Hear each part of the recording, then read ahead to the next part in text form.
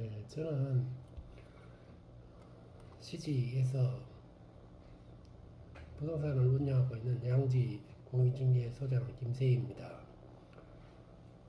제가 여기 2005년도부터 부동산을 하고 공인중개사 업무를 시작했는데 계속 뭐 여러 가지 멘트도 하고 했습니다. 근데 오늘은 시지 부동산의 현재 부동산의 향후 전망을 주제로 해가지고 한번 알아보도록 하겠습니다. 음, 부동산에 보통 크게 아파트 주거용 건축물로 보고, 그 다음에 토지, 전답, 과수원, 뭐 대지 이렇게 나눠보고, 그 다음에 공장, 창고, 요 상가 이런 식으로 좀 보도록 하겠습니다.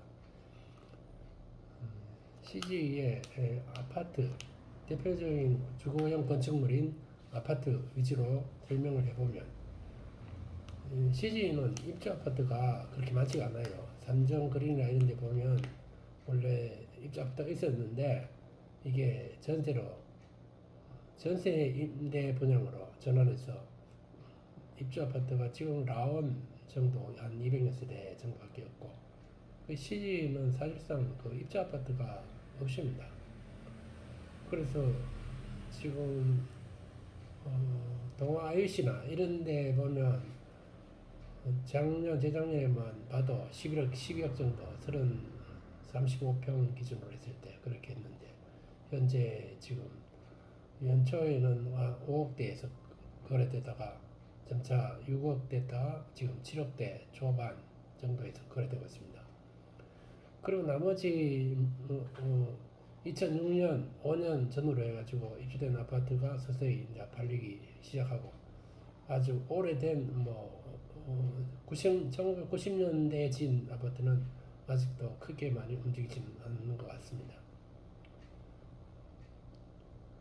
지금 정부에서 하는 주택 정책은 1가구 1주택, 2주택까지만 허용하고 3주택 이상은 아직 허용을 안 하겠다, 이런 뜻입니다. 왜 그런가 하면 3주택 이상 샀을 때 취득세를 8%, 8배를 물리겠다는 건 아직도 그거는 유효합니다. 다른 모든 기준은 다 풀렸지만, 그래서 그 2주택 정도까지면 이제 투자한다고 생각하시고, 물론 뭐 취득세가 8% 물어도 금매가 되면 그것도 당연히 사야 되겠지만, 그런 경우는 좀 이렇게 희박하다고 보고, 그리고 그 다음에 우리가 농지나 토지나 대지나 한번 가봅시다.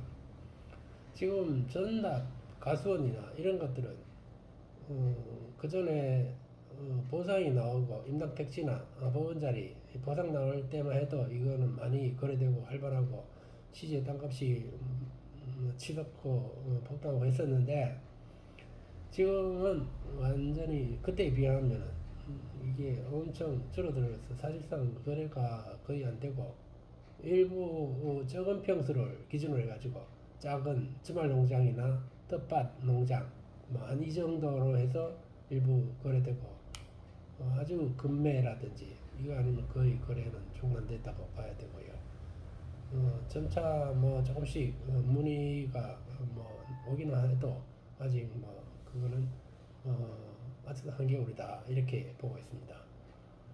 그 다음에 상가나 빌딩이나 이런 거는 보면, 특히 상가는 거의 대부분 다 수익형 그 부동산이라고 보고, 그 수익률이 많이 나와야 되는데, 이게 지금 제2금융, 제3금융에 보면 그동안 정기금 이자율이 5% 이상 된 적도 있고, 지금도 이자율이 상당히 높잖아요. 높기 때문에 이게 수익형 상가는 아직까지도 움직이지 않는다. 아주 이것도 마찬가지로 엄청 극매가 되면 몰라도 그렇지 않으면 사람들이 움직이지 않는다. 당연하죠. 가만히 은행에 통장에 돈을 넣는데도 저기 수익률이 높으니까 이게 뭐 상가나 이런 거 사서 뭐 세입자 관리하고 건물 관리하고 뭐 세금 내야 되고 이런 거 생각하면 이게 할 이유가 없는 거죠.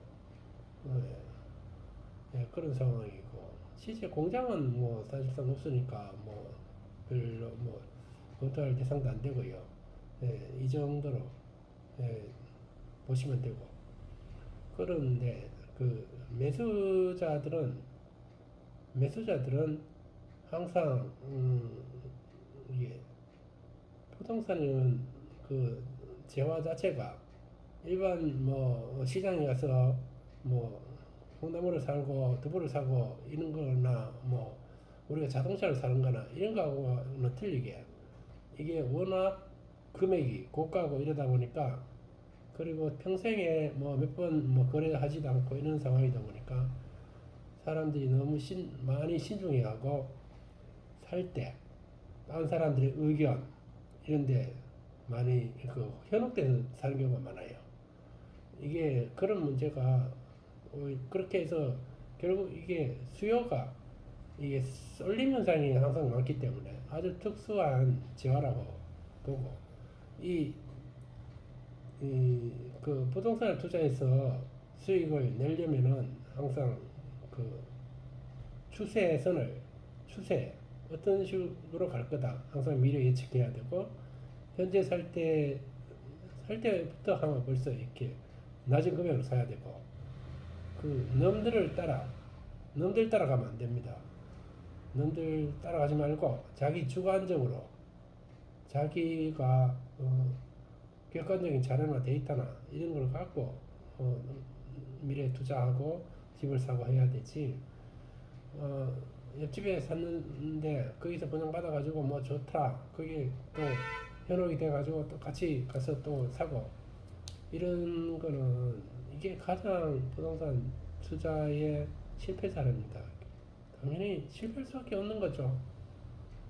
부동산이 올라가고 있을 때 한참 올라가지고 이제 저 사람 돈을 많이 벌었다. 이때 가가지고 다시 이거 투자한다는 거는 그만큼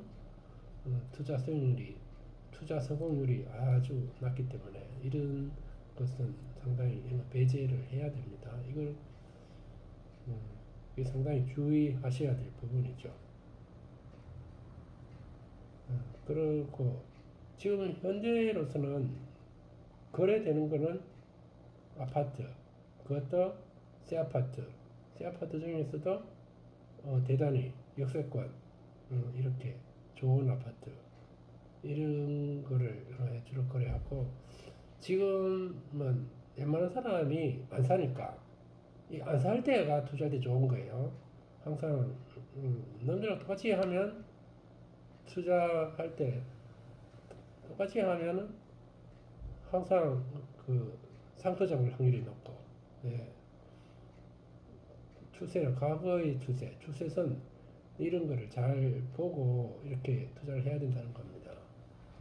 절대 지금 현재 거시적으로 좀 더 크게 보면 금리가 최상단에 거의 와 있잖아요. 와 있는데 금리가 내려가거나 이렇게 됐을 때 이제 가격은 당연히 또 오르겠죠. 이런 부분들이 있는 거죠. 상승 요인으로 봤을 때는.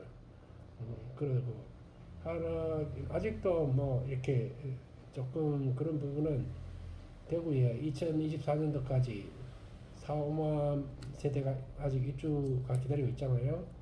그런데 이런 입주 물량이 많으면 그게 인근의 아파트에 매매가에 상당히 영향을 미치는 거죠. 미쳐서 결국 아파트가 뭐 대폭 상승하거나 그런 거 상당히 어렵다고 봅니다. 저도. 그렇기 때문에 지금은 역세권 대단지 아파트 그리고 가능하면 신축 위주로 해서 가능하면 수성구나 선호하는 그런 지역을 위주로 해서 투자를 했을 때는 괜찮지 않겠나 그렇게 보고 있습니다. 물론 뭐 바로 투자해서 바로 내년에 득을 보려고 하면 안 되고 최소한 입주 물량이 다 해소될 이후에 그래서 이익 실현하려고 노력을 해야 되겠습니다. 네, 오늘은 이 정도까지 하고 또 다음 시간에 또 뵙겠습니다. 네, 구독, 좋아요 눌러주세요.